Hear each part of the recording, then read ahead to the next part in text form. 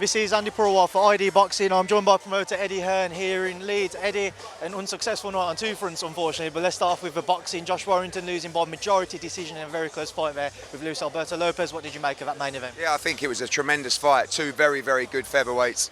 You know, I thought that Josh might have done enough with his finish. He certainly won 3 or 4 of the last 4 rounds. But Lopez started very well. It was a 114, 114, 115, 113 kind of fight. So sometimes they go with you, sometimes they don't. He could have got it, but he didn't. And, you know, it was a very good fight. What was the difference tonight for you? I thought his start was slow. You know, Lopez was very flash early, but he didn't do a lot in the back end of the fight, Lopez. But he's a very good fighter, great body work, you know, and, you know, I feel that, again, fight that could have gone either way, but just probably the slow start cost him tonight. He let Lopez build up a lead, and Lopez tried to coast the fight. Lost rounds, but gave him the ability to do that. One final one on the main event. There was quite a few times when Lopez complained about a variety of things. What did you make of it? I thought, you know, firstly, you can't tell the ref you've been hitting the leg. The ref's giving him 30 seconds to recover effectively from an injury. You know, I felt like he should have had a point deducted for holding. Warrington's always aggressive in the fight. Sometimes they're both jumping in with the heads. The head clash was both of them jumping in. But look, you know, Lopez complained a lot in that fight. I think he should have had a point deducted, but no overall complaints. What would be next for Josh?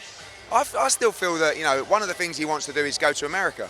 And I still feel like the Lee Wood fight is there for him at the City Ground. And I still feel like a big American fight is there. That was a performance not from a faded fighter, just a fighter that was up against a very good challenger. So obviously he'll have to talk to his family and see where he goes from here. But I still think that, you know, there's another chapter for Josh Warrington.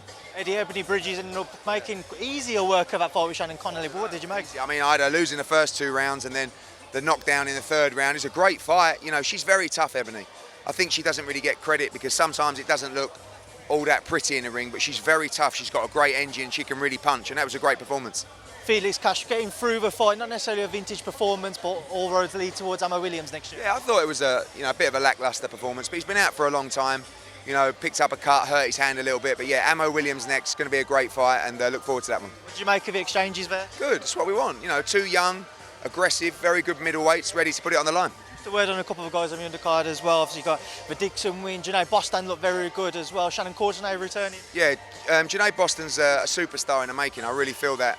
You know, it's just a handful of fights, but very good to watch, and a great knockout from him. Shannon Courtenay banked the rounds. I think it'll be Nina Hughes for her next, and then the winner will fight Ebony Bridges.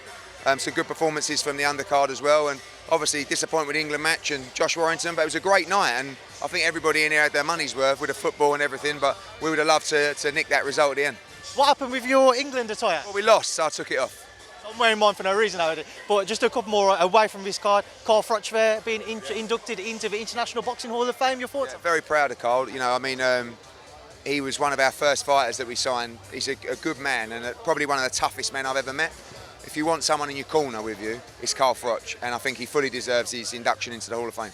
Eddie, as always, people love to pick at you saying that AJ's resume is better than Tyson Fury's. Just get your explanation behind that. I mean, you just got to run through the resume.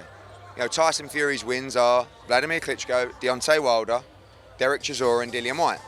AJ's wins are Vladimir Klitschko, Andy Ruiz, Kubrat Pulev, Dillian Whyte, Carlos Takam, Josie Parker in the unification, Alexander Povetkin in the unification, and he's boxed Usyk twice. I mean, like, it's a much better resume. I'm not saying Tyson Fury's not the favourite in the fight, I'm just telling you. But anyway, it's completely irrelevant. Good luck to everybody. Eddie, just in case I don't catch you again this week, anything you'd like to end on? Next Christmas, we're planning all our shows for early next year. You will have a full schedule from us, hopefully at the end of this week or early, but before Christmas, including the return of Anthony Joshua.